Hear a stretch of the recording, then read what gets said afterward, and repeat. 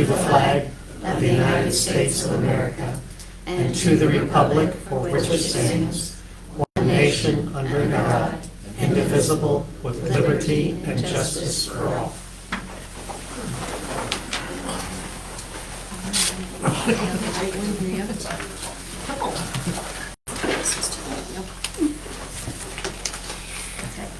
All right, we'll go ahead.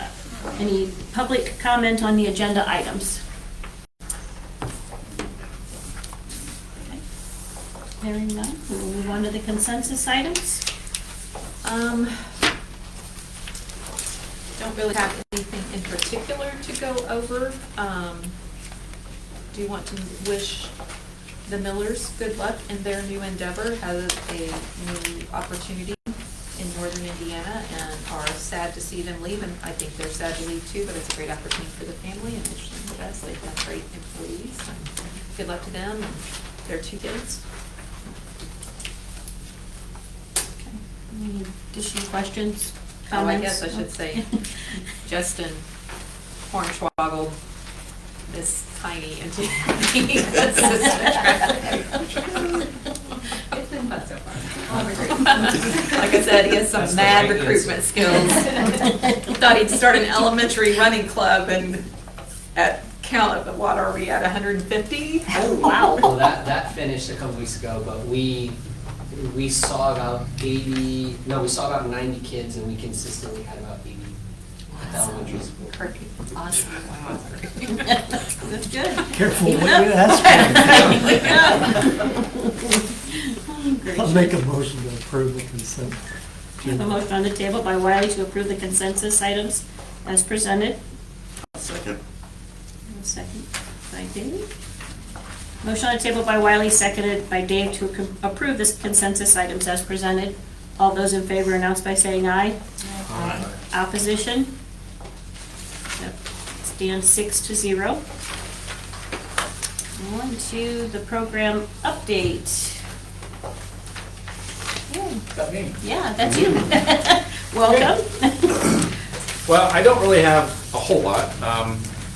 Just kind of talk about athletics a little bit. Still learning the ropes. The good thing is the ship wasn't a broken ship. So Dale had a well-oiled machine, and so just kind of following his lead for right now, and kind of getting my feet under myself and learning the ropes, and then make any adjustments that I feel like I need to make at that point in time. So really just kind of wanted to talk a little bit about our participation. I did ADM clear back in August. What Kim put out, it was about 615 students. I don't know where we're at right now, but of those 615 students, there were 262 boys athletic spots and 205 girls athletic spots, with 11 boys sports, 9 girls sports, just because there was no girls wrestling this year. Of that, 78% of our boys are multi-sport athletes. 74% of our girls are multi-sport athletes. So our kids are super busy. Super busy, which is awesome. Would love to see. They keep themselves busy year round, and it's good to keep them out of trouble, and two, it keeps them physically fit, healthy, and something to strive for. So with that, I feel like in an area where we need to get better athletically is our nutrition. They eat like high school kids, McDonald's and Taco Bell and all of that kind of stuff, which I think we all did. But I really think it's important that they understand what they should be eating and what they should be putting in their body. Not that they shouldn't go out and eat some of that stuff on a fun night or whatever, but I do think they need to understand fitness and nutrition. So that's one thing that I really want to focus on, and I want to help them understand it and get something put into place to help our athletes. And two, strength and conditioning. Really, we're kind of behind a little bit on that. Everybody in our conference has a strength and conditioning coach, not their PE, not their PE teacher, not they're coaches, but it is actual a coach that does strength and conditioning. Not that we can afford that at this point in time, but what can we do to put something into place to fill that gap, or try and narrow some of the areas where they're ahead of us and where we can still be competitive in a conference that I think we can be competitive in. We are competitive in it, and almost every sport. I think if we can focus on the nutrition, focus on being more specific with our training and with our weightlifting and where we need to get strength, where we need to understand our physical conditions, I think that will help us continue to be successful. And then potentially some of those areas where we're not quite as successful, maybe we can start to close that gap a little bit. So those are the things that I'm working on. I talked to Mrs. Hyatt about potentially talking with, there's a gentleman at the hospital who focuses in physiology, strength and conditioning, nutrition. I just want to sit down with him and start to spitball on ideas and things that we can do. Whether that's coming on board with AMH or whether that's he just volunteering some things. I'm not sure yet, but I'll sit down with him and a couple of our coaches and again, just kind of spitball and see what we can't come up with to help our athletes out. And I'll certainly share that with Mrs. Hyatt, and she'll let you know where we're at with things and what direction we're going to go from there. So that's kind of my focus right now. And then again, just getting through the spring. Fall was crazy. Winter not too bad. Spring is crazy. And then the only other thing that I wanted to do is I just wanted to make sure financially I was where I needed to be. So I went back. I could go back 3 years and find Dale's the finances that he had, whether it's our expenditures or whether it's our receipts, and just kind of see where I am at right now as compared to where he was at in March, April, the 2 years that I had, and we're pretty close to that. So athletically, we're okay. Financially, need to sell tickets so we can get some more money. But I think we're doing okay. This year, I offered to our student athletes a very reduced season pass. So if they paid $25, they got a season pass for the entire year.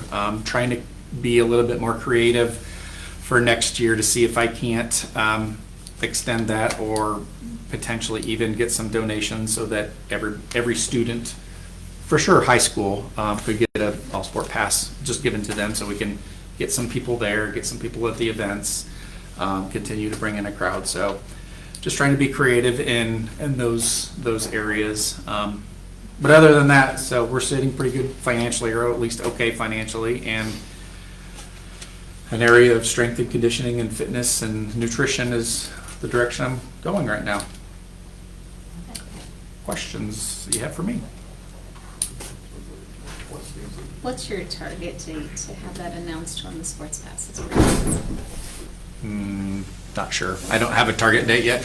I would like to know by 1st of July if I can have some donations where I don't have to have students pay for it. I'd love to have it before that, but I haven't given that a whole lot more thought than I'd like to find some donations to bring in. So that's about it right now. I mean, I like that idea to have the students the all-sport pass, so that builds more spirit within the school. Yeah. Being there for all the different events and everything else like that. So I love that idea. One less excuse for not going. They have that pass, they can get right on in. So yeah, and I think it helped this year. I think we had some student sections that were pretty good. Yeah. All year long so far. So yeah. So is there a call-out date for the boys volleyball for next year, like when that's kind of set for? Well, they played. They played last night. They did? Yeah. Where can I find it? So yeah, for next season. Yes, they played last night. They played Norwell. They got beat in 3 sets, but it was close. 25, 17, 18, 19-ish, somewhere in there. First home matches tomorrow. Tomorrow and Thursday are our first 2 home matches. All right, I gotta get up to speed. How many kids do we have? Yeah. 17 was the 16 or 17 was the official number of boys that were there. All of the which play a secondary sport except for one didn't have a secondary sport. So yeah, it was a pretty good turnout, and I didn't go last night. I listened to it on the radio, but obviously be there tomorrow night to see how things go. One thing you and I have also talked about, and I know you've already done in at least one sport, and Justin's kind of trying to get opportunities for our younger kids to participate in something. Yeah. And especially middle school, upper elementary.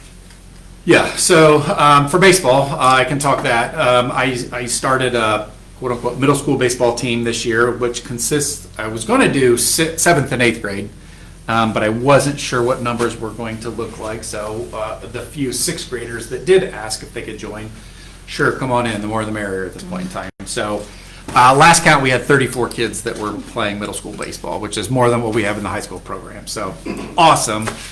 Just getting them some experience, getting them on the field, getting them used to what the high school coaches are what they're gonna be like, what we're going to do. Actually, we brought them in and practiced with us during the winter, during our open gym. So we would have open gym in the evening around 7, and those middle school kids got to come in and be around the high school kids, one, to see how we do this, and two, they got to interact with the high school kids and start learning some drills and those kinds of things. And obviously Justin did a fantastic job with the running club at the elementary, but yeah, those are all areas where I think it's super important. Peyton's doing a great job with basketball, so is Andy. I think all around we're doing a relatively decent job making sure that we're getting our youth an opportunity to at least be involved in several things. And I think it's important, just because we come from so many schools all into one. Sometimes, in the past, they may have been playing together for the first time as freshmen, and that makes it pretty difficult to be successful. So trying to build that out and create more opportunities. I'd like to do a middle school baseball team, a middle school softball team, and continue to get all of those kids opportunities to be involved. So, yeah. So It's been fun. Is your role gravitating towards middle school too then? Because I know like Tim Myers oversee middle school athletics, so, okay. I don't know. They just kind of working, You're working together. we're starting. to- Yes, I just did the middle school baseball because baseball is my thing. Yes, so, it is. And I wanted to build a program and have people come in knowing what I was expecting of them. So that's Great kind of how feeder that program. happened. I was going to say, I think it's awesome to work together like that, though, because then Yeah. that encourages the kids Yeah. at the age level. They've already have a They had so familiar much face. fun. The middle school kids, I think, were a little intimidated the first time they came in, but the high school kids loved it. And by the time we were done, we did December, January, and February, and they were interacting, they were talking, they were in groups together. It was great. It was a lot of fun. So what about as you work on the strengthening conditioning? I know your focus is high school age, but could we start, as that broadens, maybe open the opportunity to some of our middle school age kids and so forth, so it kind of pulls them in, so then that they're already getting that mindset and... For sure, yeah. I think I would start with nutrition. I think we got to Right. start with nutrition with all of them first. But Right. yeah, I would love to see that trickle down to our to our middle school and be a part of that. Absolutely. Yeah, there's obviously some big opportunities and things that we could do. Yeah, some of our schools in our conference, for example, their football programs, they will bus their middle school kids to the high school in the morning and do a football education time and start lifting with them in middle school already. So it's big. It's big. So we're trying to get to that point, trying to move that needle a little bit. So yeah. Nick and I have had some great conversations about different things that we can do. Football, I mean, that's always the elephant in the room, but we've had a lot of good conversations, and he's putting some things into place come this fall, actually this summer when they have some of their summer workouts. So, not saying that we're going to win 7 games, not going to say we're going to win a game, but the point is to move it in the right direction. Score some touchdowns or be competitive. It's a long ways to go, but we're We're working on it. I We're think working the on it. positive reinforcement we can continue to have, though, is going to speak volumes for that. Yeah, yeah, yeah. Thanks, Erin. Thank you. Thank you. Okay, so we have no old business. Next up is new business. First item is approval of resolution to determine need for a project. So lots of people are on spring break or on vacation this week, so we might have some missing entities, and I'll fill in. So this is pursuant to Indiana Code 6 1.120, and before any school corporation can enter into a lease bond or issue bonds for construction or renovation of a school building that exceeds our debt limit, we have to have 2 public meetings, which we've done. And the next we are doing is a resolution for determining the need. I've kind of gone over this with you a little bit. I wanted to go over it a little bit more explicitly since we've had our bids, and kind of refined what we were doing. So for the building project 2025, these are the items in the pictures you see, or in the blueprints you see, that are shaded in red. These are in our notes. So a lot of this renovation is not anything real fun and glamorous. It's plumbing for the most part. So the first area is in the high school under B Hall, which those of you who were former students knew it as the science wing, I think. Back in the day, it's a special education wing right now. There's a lot of cast iron pipe, and again, that pipe is failing, whether it's flaking or just disintegrating, and so we really need to get it replaced before we have complete failure or start having a lot more clogging issues. Luckily, most of that is accessible from the tunnel under that area, so we're not going to have a lot of things that are going to be problematic as far as classrooms go and things like that, and most of that should be done in the summer anyway. While we're there are 2 gang restrooms, one on one side is the girls, the other side is the boys. We will be replacing a lot of that plumbing, updating all the partitions, floor, new paint, ceilings, lights, fixtures, while we're going through that area. We're also going to be, the other piece in the high school is in the new storage area of one of the newer dining rooms from the last big renovation. The cast iron pipe starts there and goes to the outside of the storage area of the shop. So unfortunately, we are going to have to take up part of the floor that we had put down in the last renovation, not the big renovation back in 2017, 2018, in the Project Lead the Way room, all that cast iron pipes under there. Luckily, it's carpet on one, epoxy on the other in the lab part, but that does not have a tunnel under it, so that's going to be trenching, and so that'll be a mess, but a relatively enclosed space. Then if you look also in the high school, there is cast iron pipe that goes under the auxiliary gym locker rooms, offices, and storage area. Also goes under the stairs to the upper wrestling room. They are going to try to insert a smaller diameter pipe into what goes under the stairs, because we're not going to rip out the stairs and take care of that piece. And then we will be in the locker rooms will be most of that trenching, and then outside the auxiliary gym door there between the old ag room greenhouse and the auxiliary gym, there'll be some cast iron pipe that is going out there to where it ties into the main, that'll get replaced. So again, we've been having a lot more issues there. That's a good thing to get done.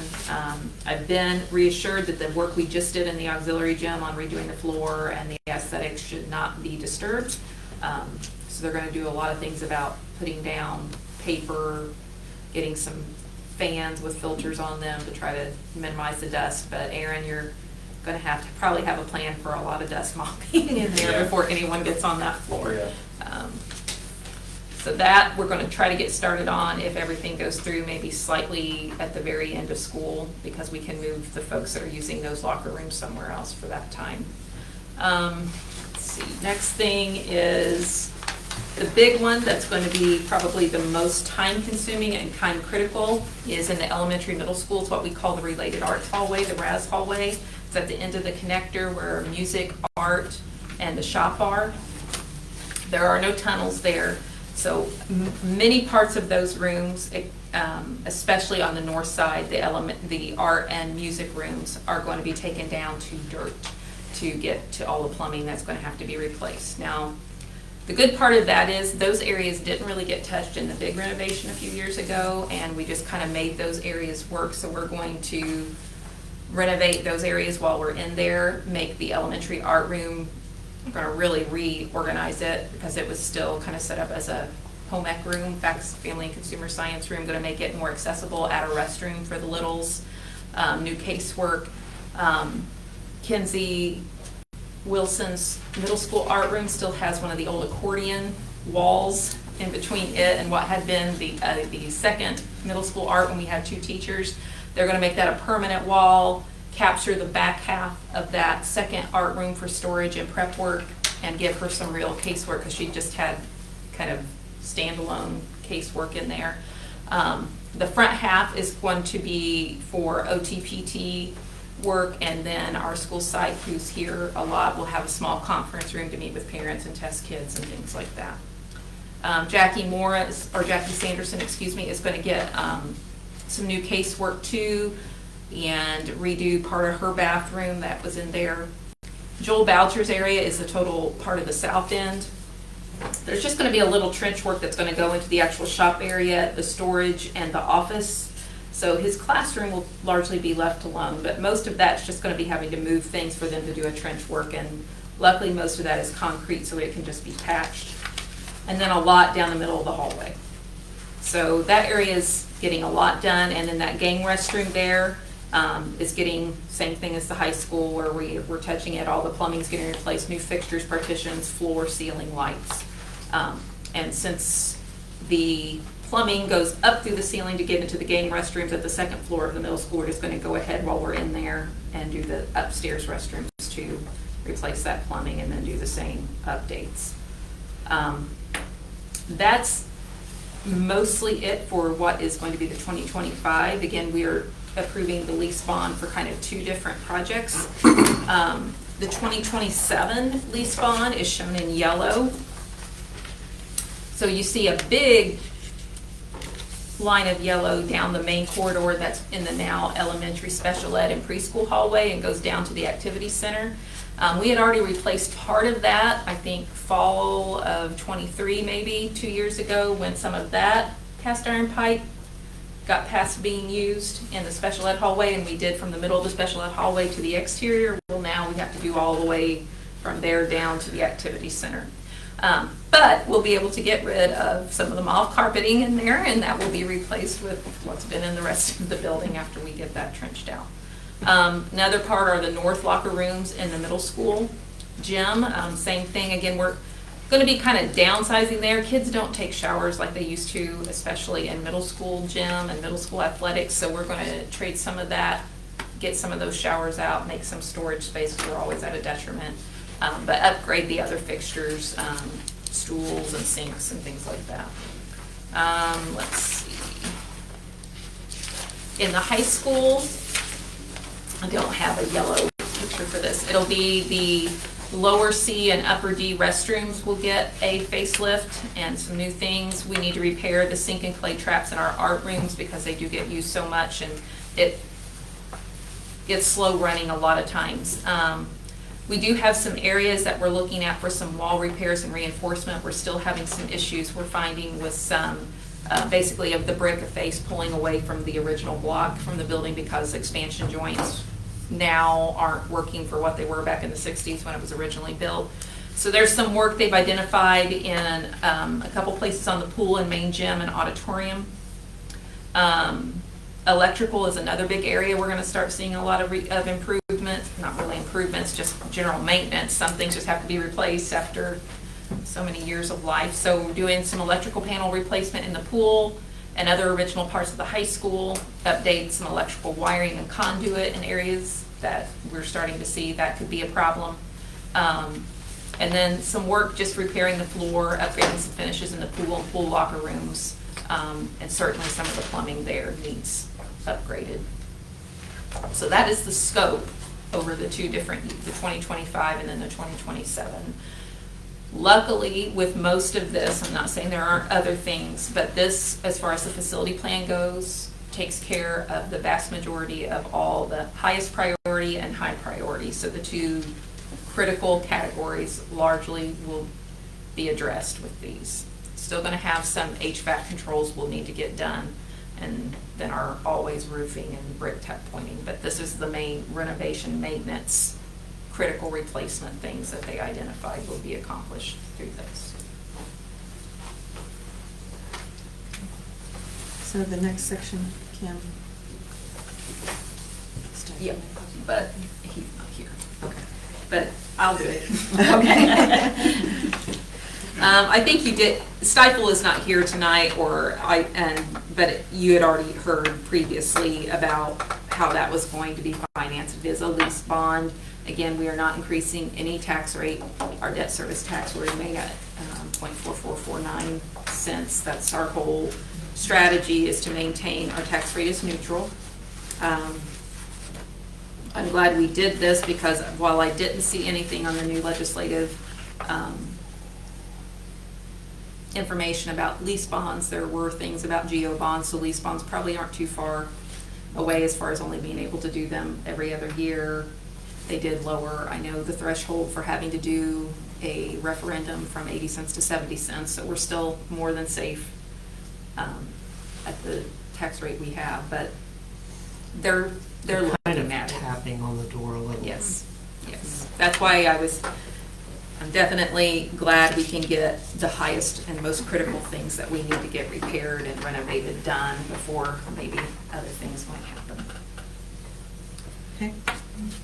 Mr. Ainsworth, could you please summarize the resolution determining the need for the projects? Well, this next resolution is a resolution determining need for each of the projects.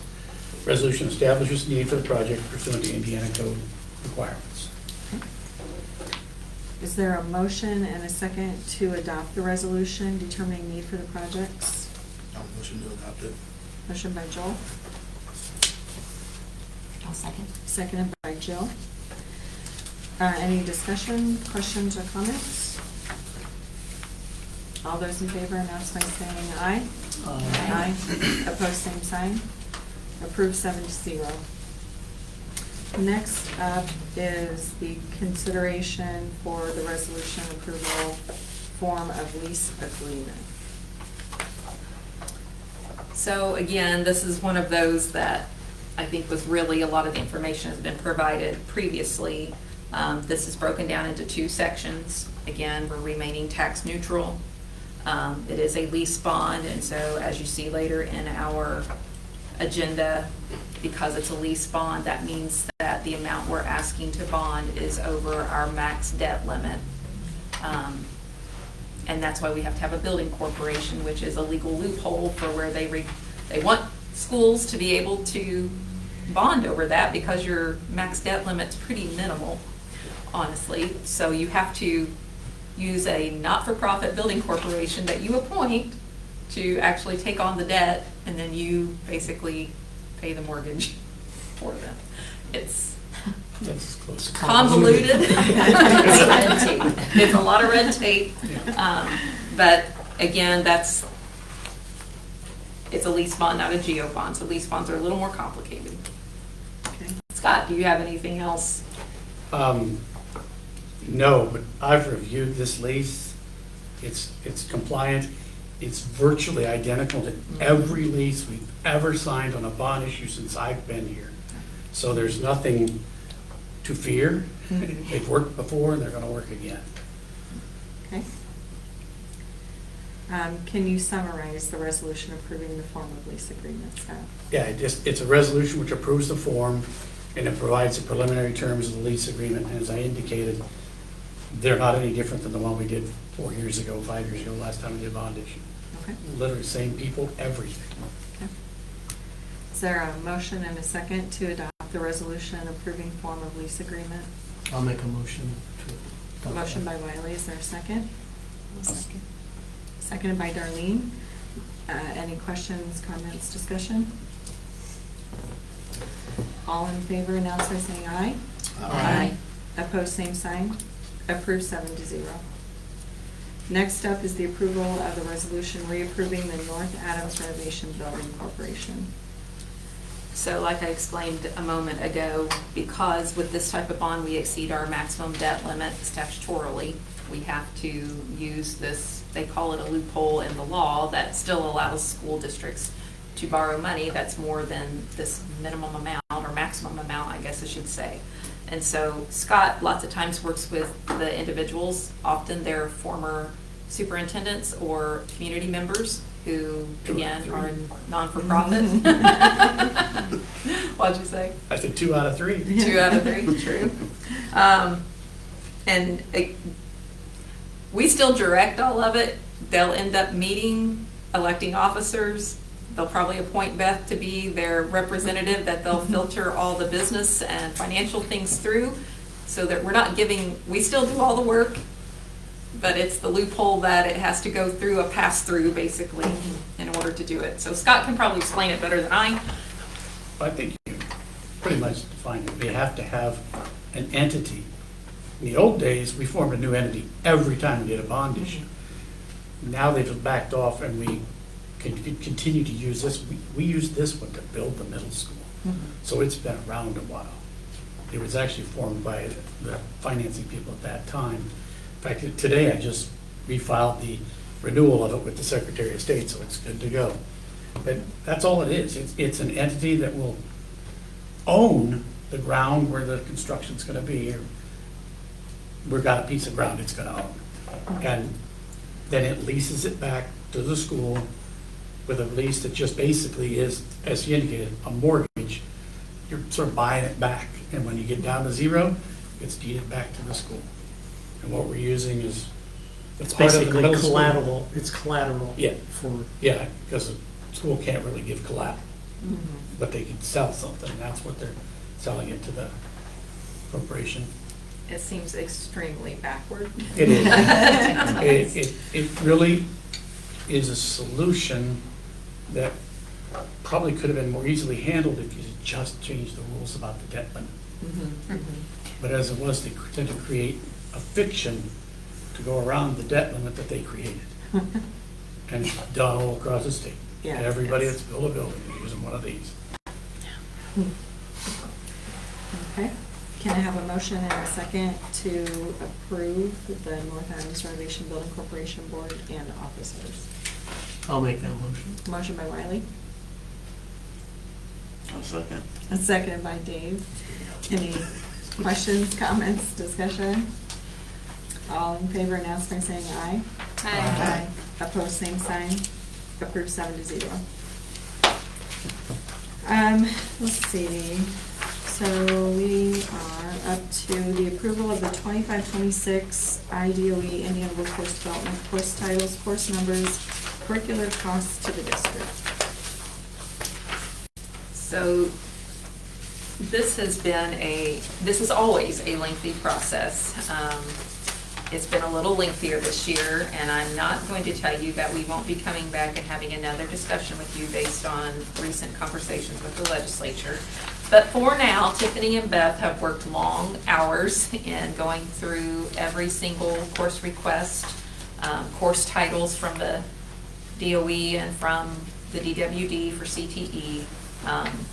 So basically, what they're asking you to do is to approve course titles as are listed right now from the IDOE 2025-26 course title and description handbook, as well as the DWD for CTE classes.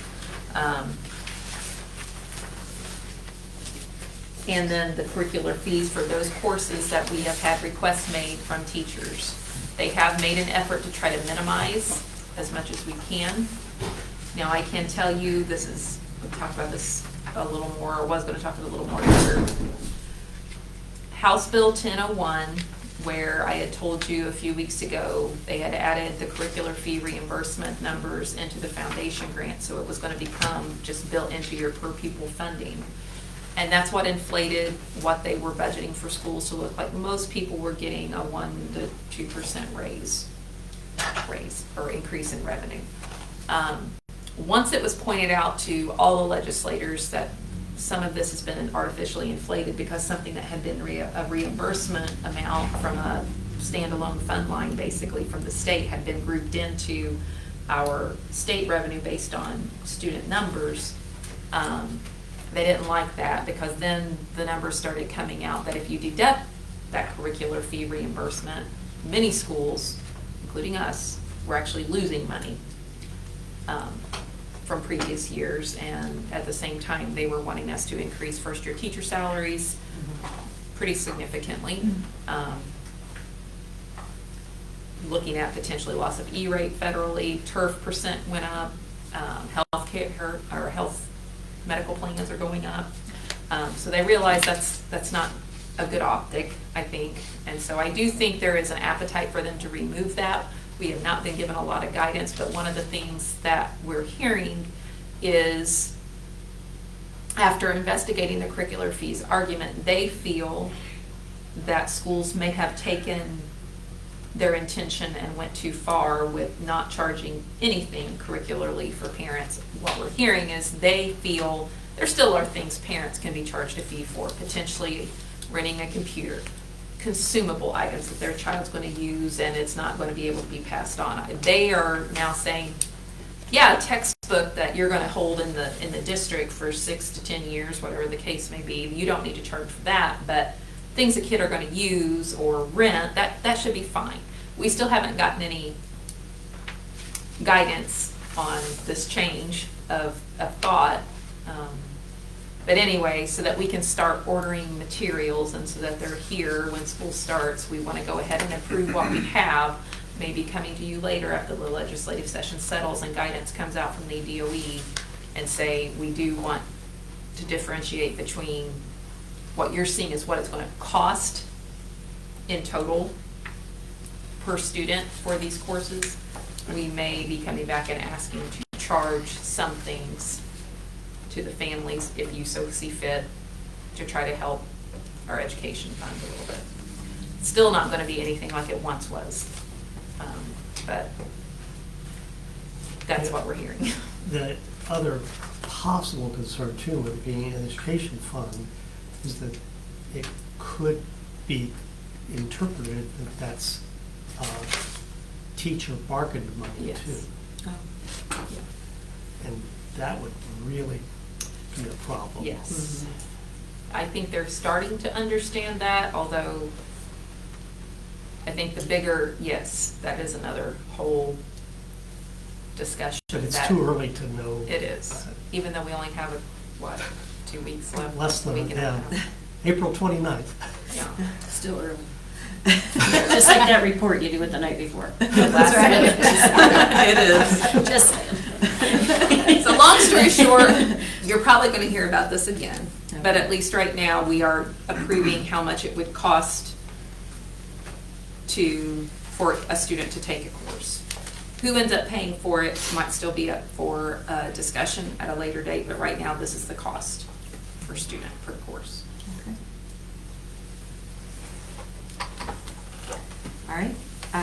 Any questions, comments, or a motion to approve the 25-26 ideally Indiana Workforce Development course titles, course numbers, and curricular costs for the district? I'll make the motion. Motion by Michelle, is there a second? I'll second it. Second by Wiley. Motion by Michelle, seconded by Wiley. All those in favor announce by saying aye. Aye. Aye. Opposed, same sign. Approved 7-0. Next up is the approval of the Adams Health Network Mutual Aid Agreement. So I also provided you today just a printed version of an update. But one of the things in there that I'll go ahead and talk about here is we have been working a lot more closely with Adams Health Network in this last year. They have been extremely supportive to us in a variety of situations. And we actually now have started meeting every couple months just to try to go over things we're seeing with student health and wellness. Certainly they have been an entity that I had not really had a lot of information heretofore about our crisis emergency plan, so we've been working with them in the last month on integrating them, and this coming May, early in May when we meet again, we're bringing in fire and police so that all those players at the table can discuss their agency's individual I guess what they need to accomplish for each other and for the school, should we have a crisis event here. And AMH has already done a lot with crisis management for their organization, so it's great to talk to them too. They've been, again, just very helpful when we had the flu epidemic here a few weeks ago and one of our nurses became ill. They actually sent a nurse over for 2 weeks and let them man one of the clinics because it was just really, we were sending 30 and 40 kids home a day at that time. They have helped with a contract to their therapy department to take over for one of our SLPs on maternity leave so that they can still do all the testing we need to get done and do the case conferences for those folks, which again, that's a big ask, but they were more than happy to help provide that.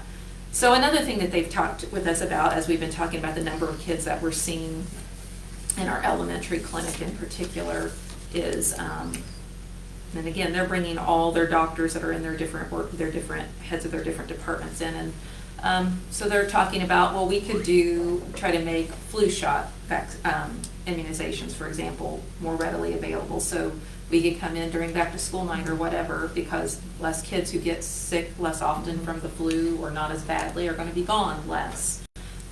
Then this brought up the whole point of the measles.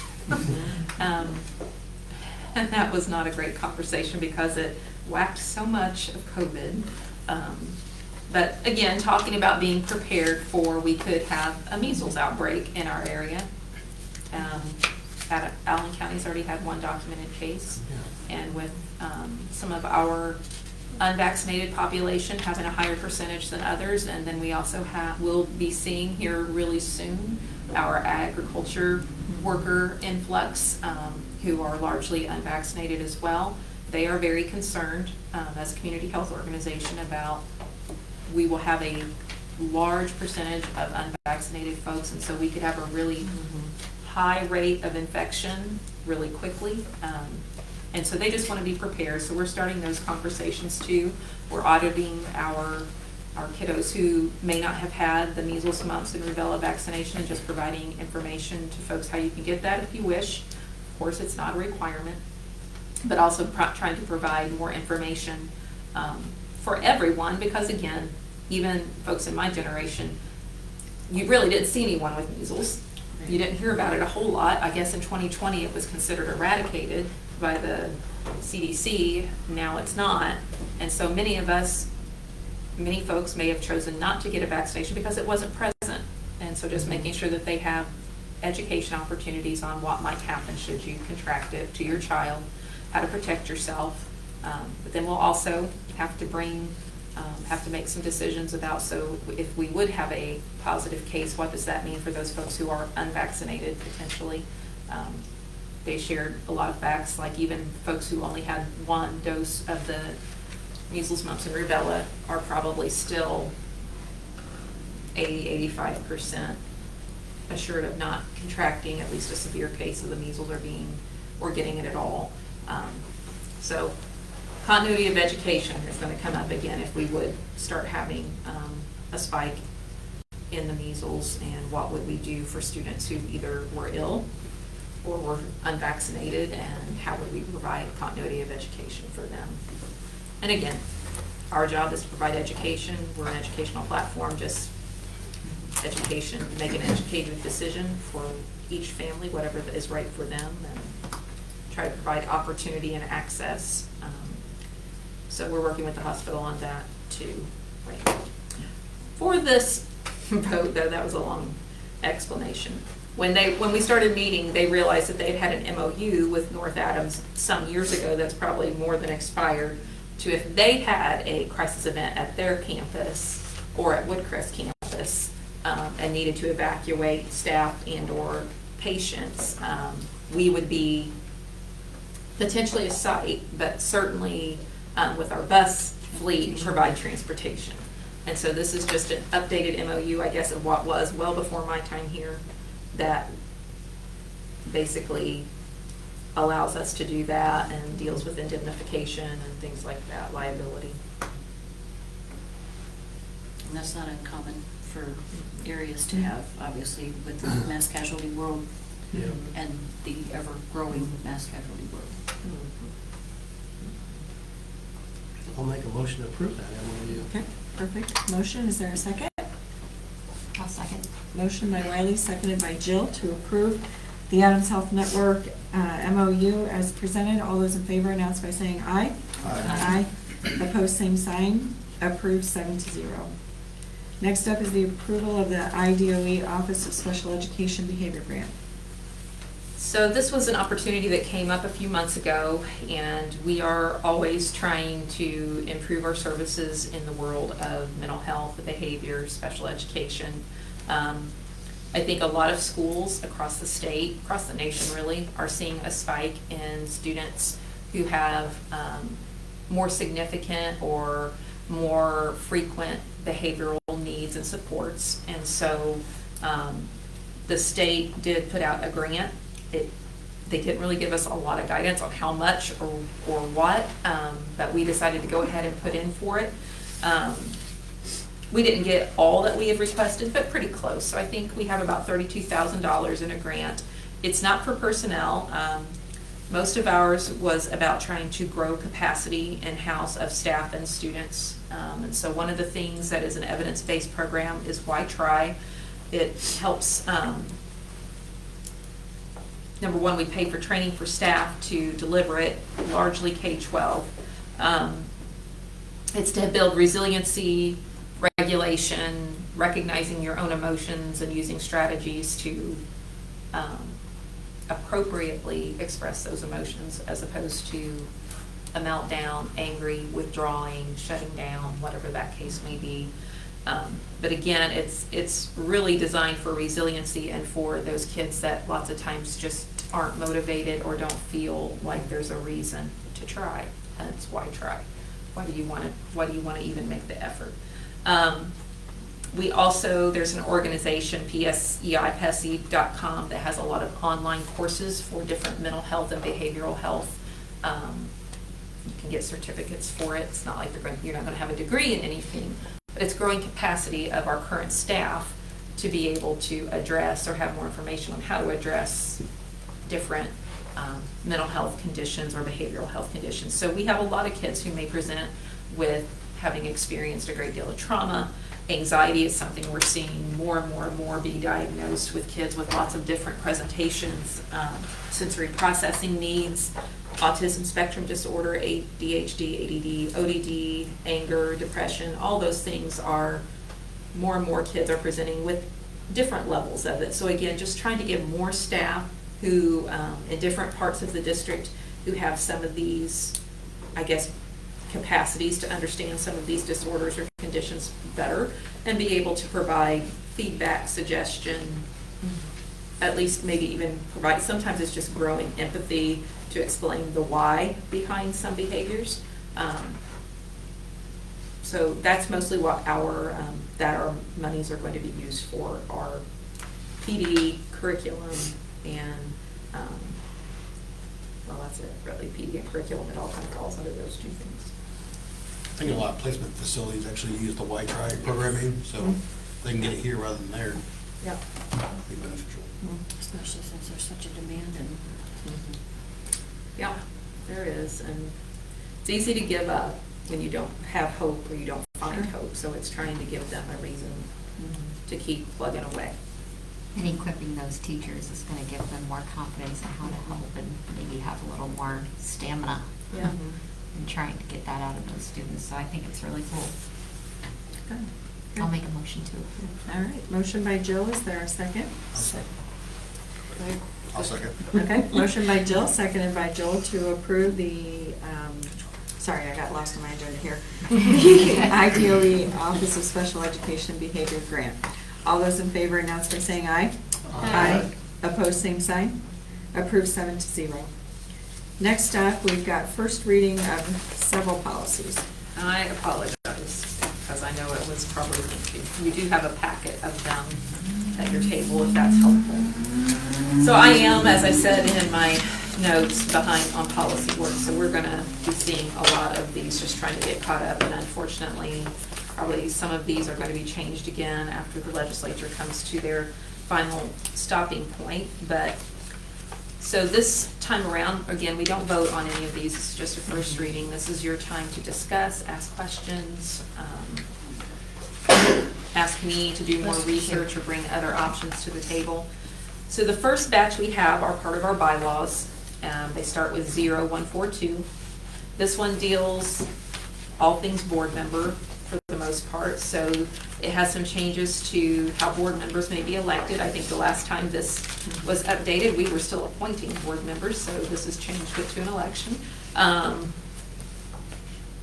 the different things that might happen to be able to be eligible to run, which again, none of them are really big surprises. And then most of that one just deals with eligibility, what you can and can't do to be eligible. Then one of the subsets of that is 042.1. It just is a very small change on adding the word elected as opposed to appointed.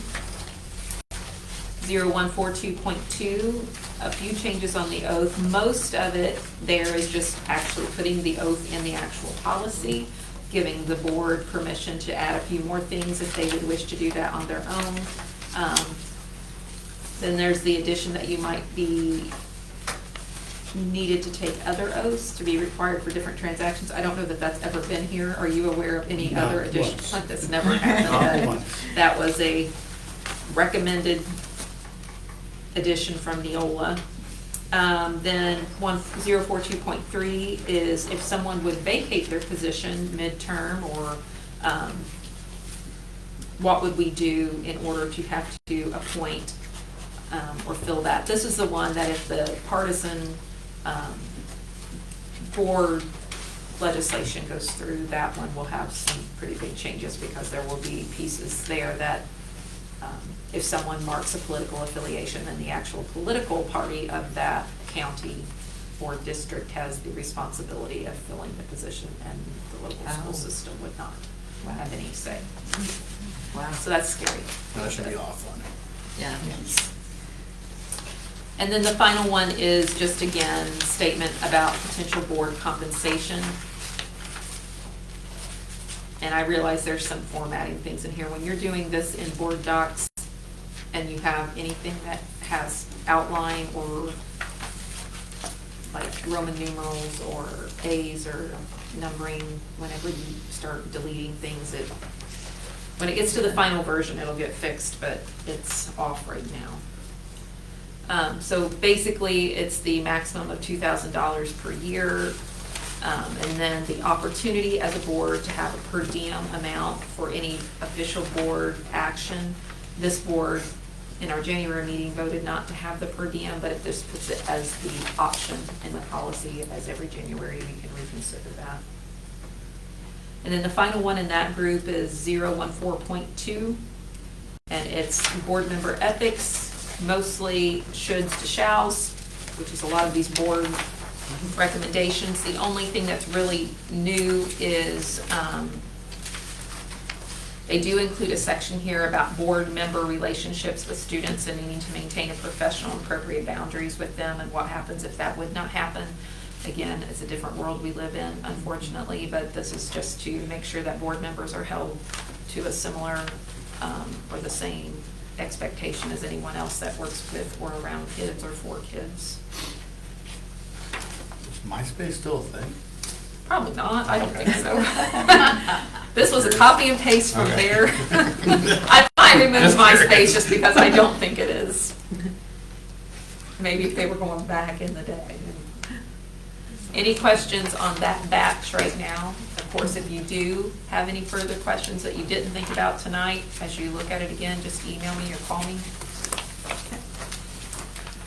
The next batch is 0164 and some supporting things in bylaws. So 0164 is a new policy, and pretty much, it's not really new, it just puts together everything about notice of meetings, notice of regular board meetings, notice of executive session, notice of special board meetings, notice of emergency board meetings. These all used to be very individual for each of those headings, had their own little sub policy, and now they're putting them all together.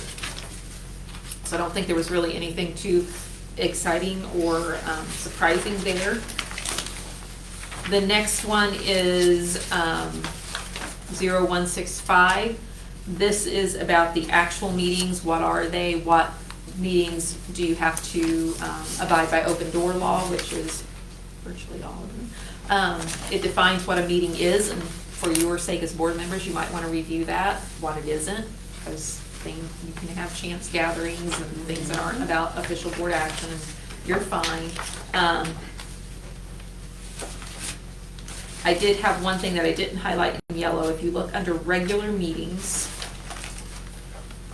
where it has a little two little brackets, I meant to have that checked, but I would recommend that we keep that as part of this policy, that if we would need to change a meeting time for whatever reason, that we can do that as long as you're all in agreement and we provide the appropriate notification. I don't know what the case may be. Maybe there was a severe weather situation. Maybe, I don't know, maybe somebody was going to a regional map. I don't know. Yeah. That's something that we wanted to support the kids in. Who knows what the case may be. Maybe there's no power here. I don't know. But that we might need to change the meeting date. It's nothing that we're probably going to do often, if ever, but it's nice to have the option and policy to do that. Same thing, emergency meetings, special meetings, it defines what those are. It adds a lot of things under emergency meetings, which I'm sure are post-COVID. If there was a disaster, state of disaster or emergency declared by the governor or our local county or city, that it gives the opportunity to have special meetings. For example, let's say there had been a tornado here and some of the building had been damaged or something, and we needed a board meeting to make some decisions on what we were going to do, what we needed to purchase, what we needed to do to And get that's a things. real life situation, It is a real because life. Jay County Yes. just went through that. It is. Absolutely. So it gives us the opportunity to do a lot of things quickly under a state of emergency if that's what would be needed. Let's see. Location of meetings it talks about. And then another one, again, this is post-COVID, is member participation in meetings through electronic means. And we've talked about this as a board back when COVID was going through, but I think they have refined and revised this some. So it talks about state legislation says in order to take action, you need to have at least 50% of the board physically present. And then it gives a lot of parameters on if someone is attending virtually, how often they can do that. In order for them to vote, they still have to be able to be physically seen and heard, so it would have to have audio and video presence for them. And then in yellow, there are two options there. I suggested option 1. Again, it's more, we have to have at least half or more folks physically present for any vote to be able to be taken. So that means no more than 3 could ever be virtual at any one time. Or the other option is, I guess you could do both if you wanted to, that you would limit the number of virtual presentations a board member could have in a year. With the other qualifiers on there, with the you can't do more than 2 in a row, you have to be physically present in between any set of 2 virtual. I think it kind of takes care of itself, is my personal opinion.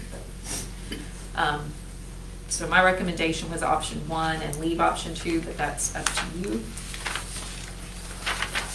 And again, it goes through some things about, I think there's more leniency on virtual participation when there is a state of disaster, because more people may not even physically be able to get anywhere, or we might not be able to convene everyone together.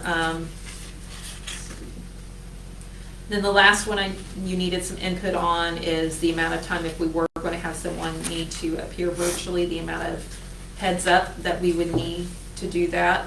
My suggestion was 24 hours. That's, I think, reasonable unless it is an emergency situation, but Justin would have to do some special things to get a board member present and make sure that the Facebook live stream could still see them, take their input, those things. So that's that one. And then the third one in that section, 167.3, is public participation. Again, we've talked about this during COVID. There really aren't a whole lot of changes to what we had talked about previously, just a few revisions to the legislation that's happened post-COVID. One of them that we're already aware of, that basically public comment has to be permitted on a topic before any final action is on that topic if someone, which is why we have public comment at the beginning on any agenda items, so that somebody can do that. And then again, we didn't put any definite time limits. The previous board, members of the board didn't really want there to be a specific time limit because Stacy, as right now the president, does have a lot of authority to make a decision to limit someone. They can't repeat the same things that have already been stated. They can't speak again until everyone who is here to speak on a certain topic has already spoken once. If someone would become irate, obscene, inappropriate, disruptive, she can stop that discussion at that point as well. So that had been the previous board's thoughts on public participation. If that's still your thoughts, that's kind of what I left in there. And then it has a special section, which has always been in there. You just added, it has to be approved. Any special request to add in a topic to the agenda can happen from the board or anyone else, but that it needs to be approved. It needs to be received by the superintendent and the board president, and it can only be placed on the agenda if both have approved that agenda item. And then, of course, we've had recent legislation about electronic recording of board meetings, and that's, when does that officially go into place? Is that June? I think it's July.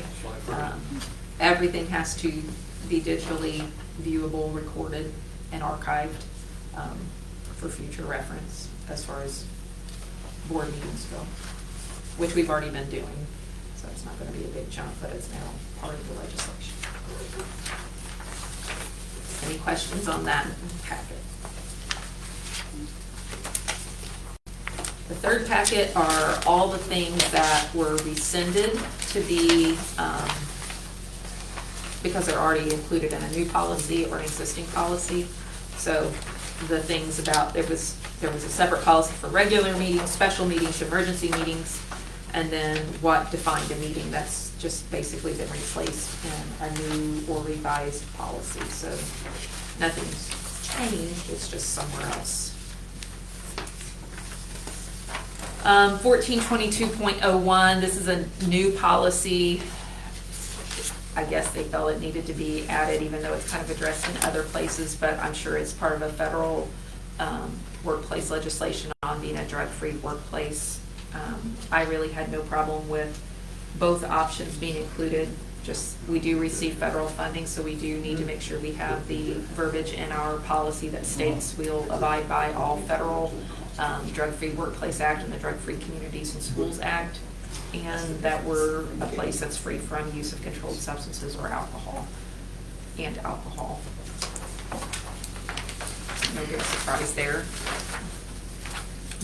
1520 was just another, in this batch of policies I was going through, basically deals with administrator contracts and bargaining that may or may not happen with those. One position that I did leave off, that I didn't leave it off. It was never in this list, and I think that's because officially the athletic director had been previously approved as also an assistant principal. When we approved Aaron, we only approved him as an athletic director, so I am going to recommend that we additionally add athletic director to that list because that position does currently receive all the salary and benefits of other administrators. I'm sure Aaron will appreciate that. And it says that any administrator who supervises one or more people can't be considered part of the collective bargaining unit. That's a legislative thing, it's not a here thing, but that's already, we don't have any issues with that.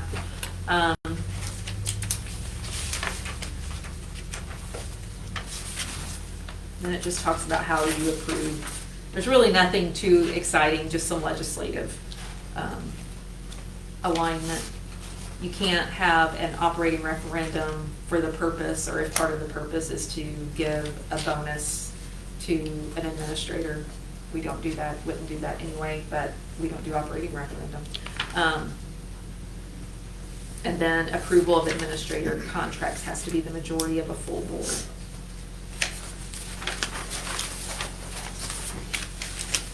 There's a group of, on the next one, 4 policies that kind of sort of, well, not kind of sort of, have a lot of similar verbiage.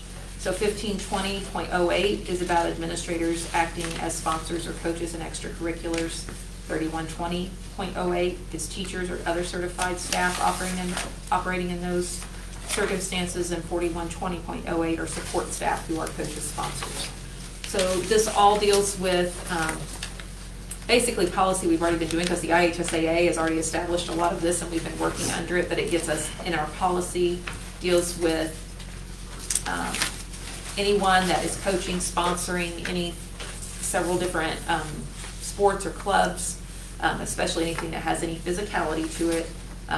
They have to do a coaching course every 2 years, and they have to basically get certified on head injury and concussions, education, heat-related illnesses, and sudden cardiac arrest.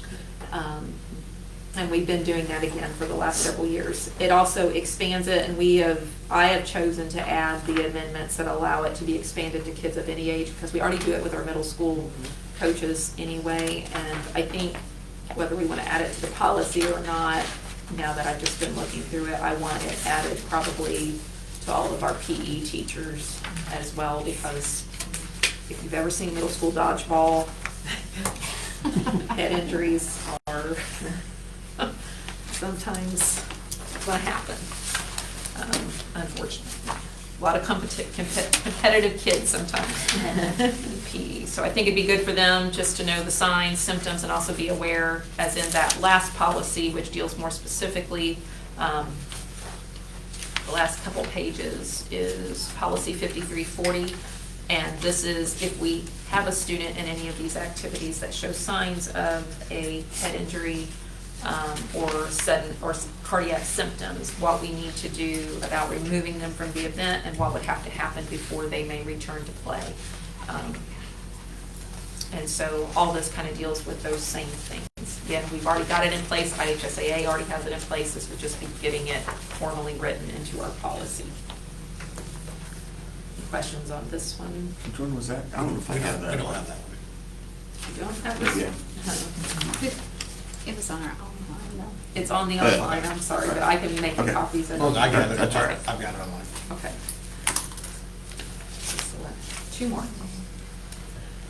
The last, or not the last, second to last packet is all the 1662.01, 3362.01, 4362.01 that involves threats made by students, parents, visitors, other staff members, or agents of this board for staff members. Basically, the one for administrators, the 1662, had never been in place. It's a new policy. But all of them are about, if something like this happens, the reporting requirements to the building administrator or the direct supervisor, then what we need to do about it, if we need to involve law enforcement, and what documentation needs to happen if that occurs. Again, nothing, I don't think anything real surprising or kind of out there. It's stuff we already do. Is just revising the policy to reflect what is now in legislation. And the final two things in this batch are related in 5350 about student suicide awareness and prevention, and 5517.01 bullying. Not a lot of big changes in this policy. A lot of it is changing children to students. The big one that came from legislation last year was a parent can request to review any materials used in bullying prevention or suicide prevention programming if they wish, upon request. And then bullying has some of the same language in it where parents can request any bullying, anti-bullying programming materials we use to review. It also adds that victims of bullying have to be a priority, and I think this new legislative session, we're gonna see extensions of that, because I've seen that in some legislation too, a little more specifically. It's also in some Title IX, even though it doesn't address, Title IX doesn't address every situation of bullying. There's a lot more emphasis being put on making sure your alleged victims are protected and have interventions and supports put in for them, not just the disciplinary side of addressing the bullying behavior. There's some documentation on remediation and follow-up, how often you need to keep the documentation, and making sure the parents have been notified within, right now in the legislation, it's 5 business days. There is a bullying legislation piece that is making that a lot more complex, as far as a lot more steps, a lot shorter timeline, like maybe even within 24 hours kind of thing, before you might even know if you have bullying or not. That's going to be a little hard to do in some cases. And again, parents get to review the anti-bullying material. So that's a lot of paperwork. Please let me know now or later if you have questions. So the next meeting for folks who are new to the board is this same packet will come to you with any changes that have been requested, and then we would be asked to vote on it, or we can further revise. So no action on that one. Okay. So next up on the agenda is the approval of donations. We have 3 separate donations. The first one is from the Decatur Optimist Club for $300. Yes, all 3 of these were generous donations from some of our community organizations to help support our high school PBIS. So every quarter they try to have some kind of special event just to recognize those kids who day in, day out are doing what they're supposed to do. And lots of times, well, certainly those things are expectations, and they're, again, doing what they're supposed to do. Sometimes those kids who don't take it for granted that I'm supposed to do what I'm supposed to do, don't always get recognized for doing that, or have an opportunity to just kind of let off some steam. I'm a big believer that you need to work hard, but you also need to let kids recognize that working hard doesn't mean you can't always have some fun occasionally too, especially good, clean fun, what I call. That school doesn't always have to be just about books and work and boring. You can have some opportunities to make memories and have a good time too. So we are definitely appreciative to the Decatur Optimist Club for their $300, and the Decatur VFW for $500 donation, and Bowen Health Organization for their $500 donation. I have a question. I know in the past, we had implemented a thank you to the individuals, and we individually signed them as board members. Do we still send out a thank you that it's just from the school? Okay, perfect. Okay, perfect. Because I was going to say, we used to sign just, but yeah, just so it's still being done, that's. Okay. If you'd like to sign it, I'm sure we can do it here. Okay, is there a motion to approve the donations? I'll make a motion to approve the donation. Motion by Michelle, is there a second? Seconded by Darlene. Motion by Michelle, seconded by Darlene to approve the donations as presented. All those in favor announce by saying aye. Aye. Opposed, same sign. Approved 7-0. Next up is the superintendent's report. Well, I'm going to let Wiley and I are going to tag team on this with some of the legislative updates, because that's been, I think, a lot of the things that superintendents have been spending a lot of their time and energy on, is trying to keep up with what's happening. And this legislative session has been an extremely busy one, an extremely important one, and we're not done yet. I did pass one sheet around that does highlight a few. This is only a few here. The first item, the Senate Bill 287, is the makeup of school boards.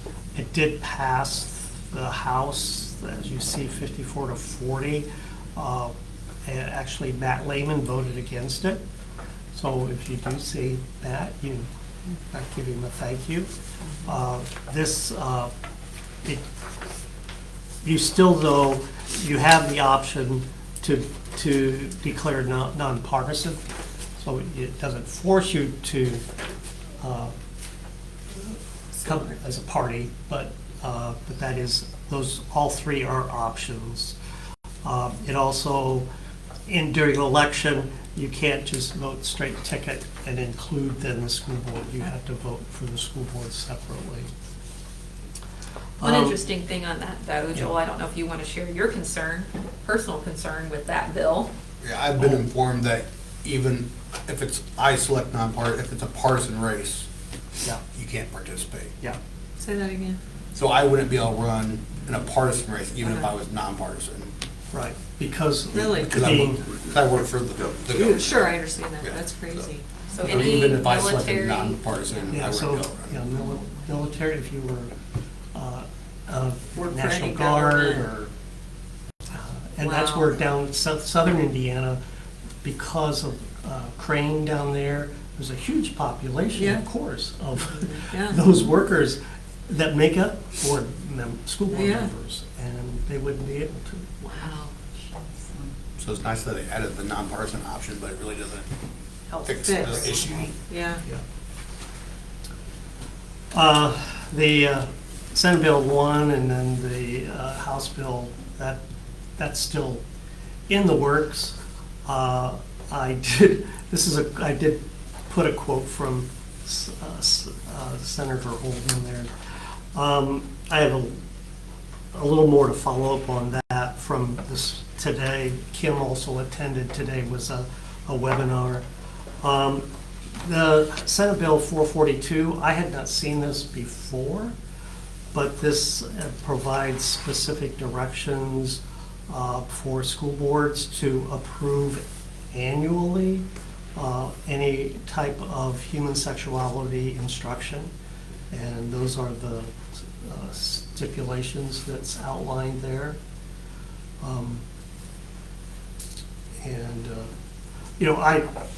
I think we need to be transparent, so I'm Sure. not, but just make it aware that this is an annual approval process. And then they're still working on absenteeism. Right now, it looks like they're going to assign the Indiana Department of Ed to define what excused and unexcused is, and then school districts need to set their policies to align with that. And it also prohibits a public school from expelling a student in kindergarten through 8th grade solely because the student is chronically absent or habitually truant. I can totally support that because many times it's not the child's Right. problem. Right. There's other circumstances, particularly when they're really young, which then, though, unfortunately develops habits. Sure. But then later, as they get older, then they,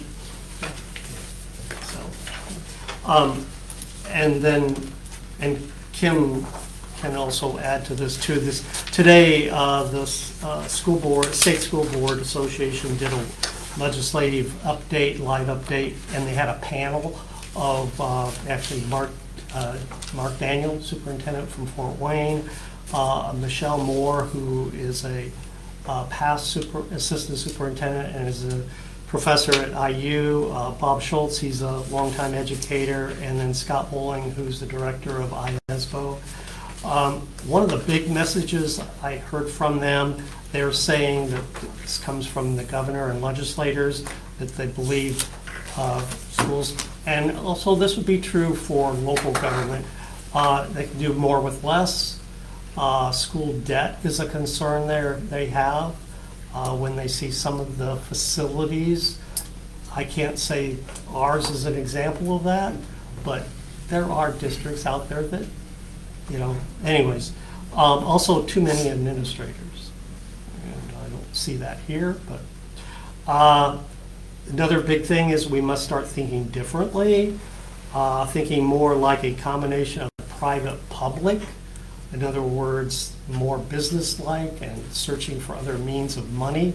Although, on a side note, there's a lot of laws that stipulate school districts can't get money from other places. So that would have to change. Again, as we know, sharing the money, it follows the child. Restraints on our operations budget, because there's laws that's gonna, we'll need to share with charters. Now, here locally, we really don't have charters. However, if this goes into effect and over time, many of your charters are owned and operated by private sectors, private individuals that are in it to raise money. They're in it for a profit. So we hope that doesn't happen. They mentioned that, and this is true, Kim talked about this last month, property tax has really got people's attention because the last few years there's been spikes of 10 to 15%, whereas in the past maybe a 2% increase or so, and you kind of, but and I know you probably all got your property tax bill yesterday. Curriculum materials, we've already talked about that situation. Mark Daniels talked about, he sees the state really pushing to consolidate services across like transportation, where school districts would consolidate transportation, central office services shared, so other supporting services shared. Fort Wayne Community has already reduced $3 million by a reduction of staff in their central office. That was in the news not too long ago. Here's some things that they suggested that we must, and as I read the list, I see us doing it, thanks to Kim and administrators and what's going on, that we know school district data and cite sources so that we can continually share that, have a strategy for tax management, tell our story, public relations, be able to tell our story, what's going on, recognizing we can't be all things to all people. I think that's something that we maybe need to keep in mind, and that we need to play to our strengths, prioritize what is important in our community, demographics impact on our school district, and recognize and share that. Kim does a good job of that too. Examine our building capacity. I think we're pretty good. We did that quite a few years ago. Michelle was on the board back then too when we did consolidate buildings, and now that we're all under one roof, I think we've done the due diligence there. Examine our building, open our buildings to community, be visible. Public messaging with parents and business community leaders need to tell our story too. Kim has a perfect opportunity coming up Monday, State of the Schools with the Chambers monthly luncheon. And then another statement that was made was it believed that this is just the first step of property tax reform, and that there will probably be more changes in the future. And closing with, when there is reason to give thanks to legislators, we need to do it. That's interesting. Kim, you want to fill in the gaps? Oh, I don't know that there's a lot of gaps. A few other things. Again, I kind of opened that to the page of your packet in front of you that looks like this. The Senate Bill 366, this is kind of going a little further with what some of those education leaders were talking about. There is a bill right now, or a part of 366, that is about taking away the requirement for a superintendent to have any type of degree, even a high school degree. Wow. Yeah. Because they are, I think, thinking this can go more toward a business model. And so the knowledge of student and student development and school finance and school law and all those things may not be as needed, and that's concerning. There is also, and again, some of this information came from a variety of sources. We are also a member of the Small and Rural Schools Association, and sometimes they are a little more emotional in their reports, so that might come out in some of this, because I was just kind of cut and pasting from different places that I gather this information from. But I don't necessarily think this is terribly far off. I do think there is an appetite right now to consolidate services. For example, one of the things that was stated was one superintendent per county, especially in our counties that have smaller districts like ours. Not saying that's good, bad, or ugly. I would say consolidating central office, I think, has already been proven not to be a huge cost savings very often if you're not going to reduce buildings and other staffing, but that is, I think, one of their potential money-saving efficiency thoughts.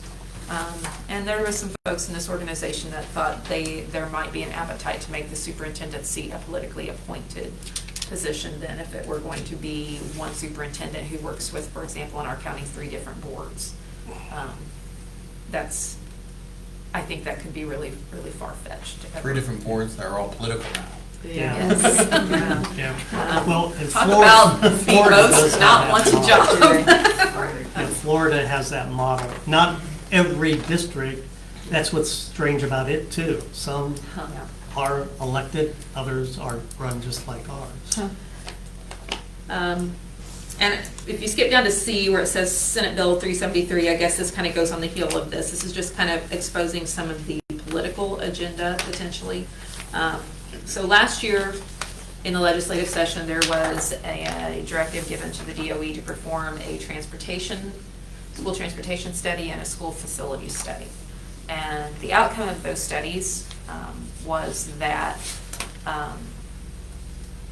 perhaps it would be a good idea to have a county board that would oversee anything that would basically cause a operating levy or a change in your tax rate. And these would be members of the community who had different skills in finance, business organizations, on and on and on.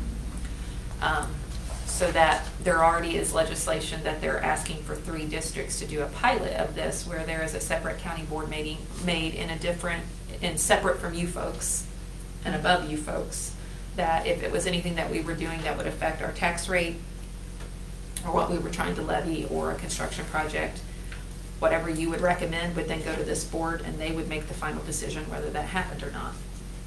And within 3 years, basically all of our capital assets and budget would go to this board. And I think while it's asking for a pilot program, I truly believe that is, whenever there's a pilot program, there is a desire to move a different direction. So I think this goes back to consolidation and centralization of services, transportation, facilities, and I do think the desire is to make anything that is going to impact tax rate right now, because this is where the big appetite is to control taxes and reduce property taxes, is to try to make that, I think, more political, I guess, politically controlled.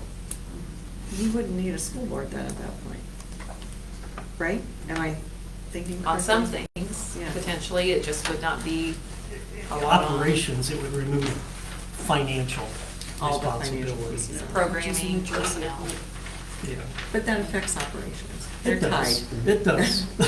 They're tied. It also doesn't necessarily address what your community Yes. particularly wants, because given our county, there's 3 separate communities who have 3 separate social mores and potentially lots of different, I mean, you have Bern with a high concentration of Amish, which brings a whole set of considerations to the table that don't exist here right now, and I mean, it would be very difficult, I would think, to manage all of those. And I personally believe all you'd be doing is increasing your middle management, which is what places like Fort Wayne Community are just trying to get rid of, because you have to have people in the intermediary. It's too much to manage. I said it was quite some time ago, I don't remember if it was when you were here, Wiley, or not, but when we had discussion of one superintendent. I mean, it was kind of a short-lived discussion, but it was talked about. Yeah, it was actually when I and Mike announced our retirement. North Adams School Board did approach South Adams and Adams Central, do you want to have a discussion? And it was a quick no. No, yeah. That came about, Daniel Shepard chaired a big committee that looked at all sorts of government reform, and that was a big focus on its consolidation. That was like 25 years So ago. it's been a It's while. been long. Yeah, Yeah. but that's where all that came from, was out of that recommendations from that committee. And again, I think closing down schools was a hard decision. And it comes back to, you can't be all things to all people, I guess, but the consolidation of facilities is where, if you look at the research, that's where the money savings is operationally. And so it That's did one of the help. major things that's helped us. It has, it has. It's not pleasant to go through for some of your constituents, and I certainly recognize it probably hurts some feelings, especially when you still had community elementaries and things, but for us, based on how many students we had and schools, buildings at below capacity significantly, it really operationally made sense to consolidate. When you're talking utilities, you're talking transportation, you're talking grounds, maintenance, And some administrative. some. Yeah. Yeah. It's an efficiency, and you have to look at those things when you start looking at declining enrollments and things like that.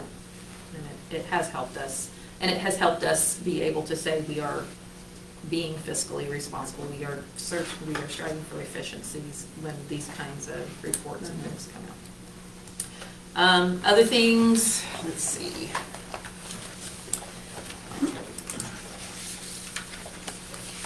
Talked about several of them. One of the things I'd like you to take a moment to look at that, again, I have mixed feelings about it, but from a purely financial standpoint, I put some information together, what SB 46, expanding some of the benefits as far as new parent and childbirth recovery leave.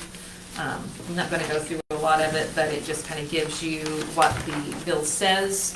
And then I did put this together and send it to our lobbying group just to show, basically, just the summary I will tell you is presently this year, I looked at 24-25 as an example, we have had or have 7 individuals who would qualify or did qualify for maternity, new parent, or childbirth recovery leave. Because you're paying for subs and different things, there's a cost to the district. So about $15,000 more than would have been previously budgeted in this situation. Under SB 146, which basically is calling for the allowance of 20 additional paid leave days, including for the partner or spouse of the delivering mother, also gets 20 additional paid leave days, and that does not include any accumulated leave. That is not expected to be used in congruence with that. If they would take an additional 20 paid leave days to what they took, it would cost the district an additional $38,000 compared to the $15,000. If they would use the 20 paid leave and decrease their unpaid leave by 17 days, it actually cost us more, cost us $52,000. That's a teacher. So again, I have mixed feelings. I certainly don't have a problem supporting, but one of the things that I think was incorrectly conveyed to legislators is that often they're only getting 3 days of maternity leave. Well, our contract's the same. They get 3 days maternity leave paid with the ability to take any accumulated paid leave as well, which many industries don't allow you to accrue leave. We allow them to accrue it up to around 200 days, and they get 12 new days every year of sick leave and 3 personal leave days. So again, it is what it is, but with every benefit becomes a cost. And then we talk about going to collective bargaining and having to explain, we've been having 5 to 7 of these maternity leaves every year. There is a cost to it, and when you're not going to get much in new monies to do raises or whatever with, then this is another consideration we have to put into the matrix. Then I put some additional things about SB1. Basically, I think we are just buying ourselves a year. They're going to go after property tax reform again next year for the next couple of years. They have decided just to cap the MLGQ at 4% for 1 more year.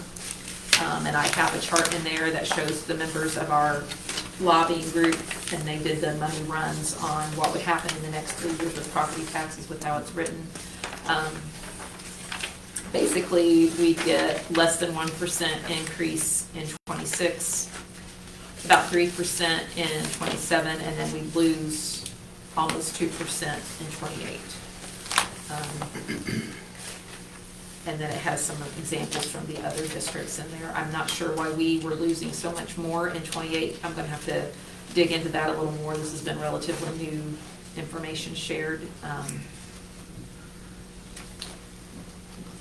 So again, not nearly as bad from an initial standpoint as we originally were looking at with SB1, but as Wiley said, and as we're hearing, this is just the first step into what I think what we saw previously is really where they want things to get to a point.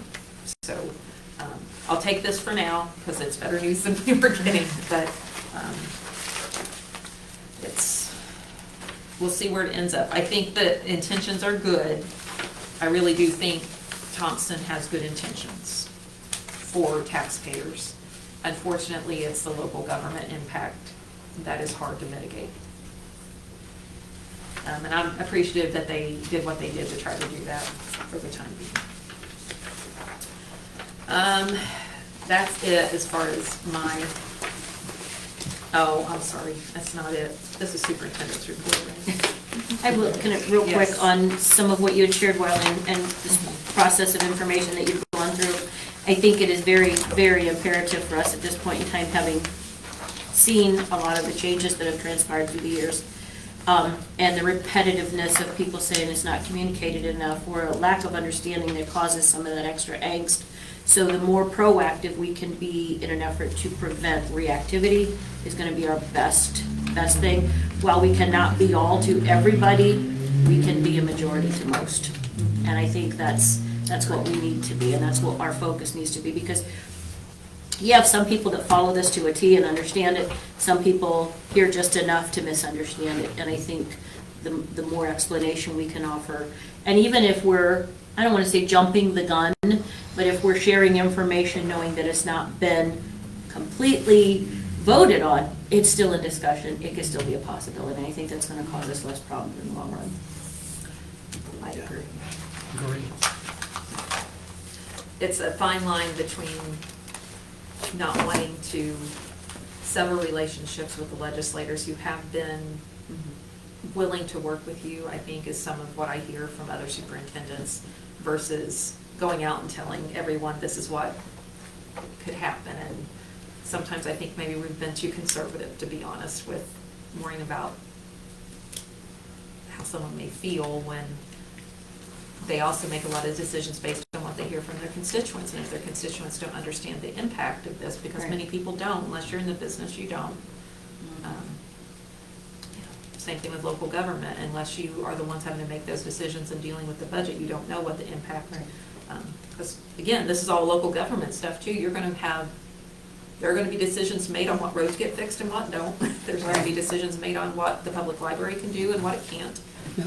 Nobody wants to lose services, but that's. The library is talking about the only real way to cut is personnel, and then cut the number of hours the library is open. So, you know, when people maybe see how services really are impacted, that also may, you know, be an enlightenment. We don't look at the trickle effect. We just look at the here and now. Yeah. And we're all taxpayers, and I know we're all probably feeling the pinch. There's no doubt about it. But it also costs a lot more to run things, and that's what we have. There has to be a balancing act, because you still want your kids to be educated well. You still want to have quality of life in your community. So I don't know. It's a middle ground somewhere. Last thing I have is a bunch of dates. Adams County Emergency Management's been working with our districts in Adams County SROs, and they are going to do, I don't think it's happened here, maybe it has years ago. Where I came from, we did this every year, the mock crash prior to prom. Yeah. So that's April 11th. And April 16th is our community, Adams County Community Foundation Senior Scholarship Night. April 22nd, we are going to bring in some former law enforcement folks to present on Choices Matter, which is a lot about distracted driving and making good choices when you're behind the wheel. 4/25, I did give the wrong date last month, is Donuts Grown-Ups, and that went out to in the last couple days, I think, for folks to sign up if they want to, if elementary and middle school, or just middle school.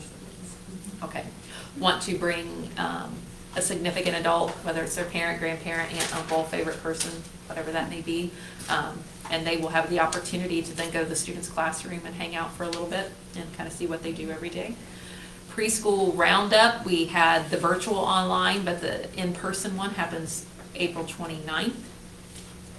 And an effort to get more of our parents and our community in more often, especially in our secondary.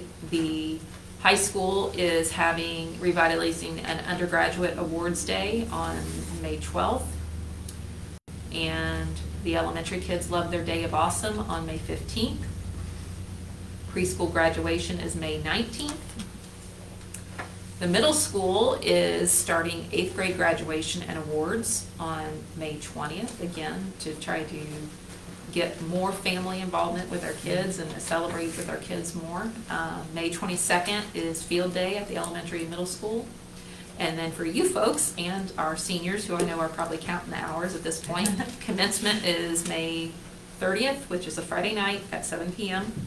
We usually ask that you guys are here by, I think, 5:30. In the high school office. And their practice, seniors practice, will be May 29th from 9 to 11 a.m. So we are in that season where it's something every night going on. That's great. It's lots of fun stuff. Okay. Any other matters to come before the board? Board member or public comment? Adjourn the meeting. Thank you.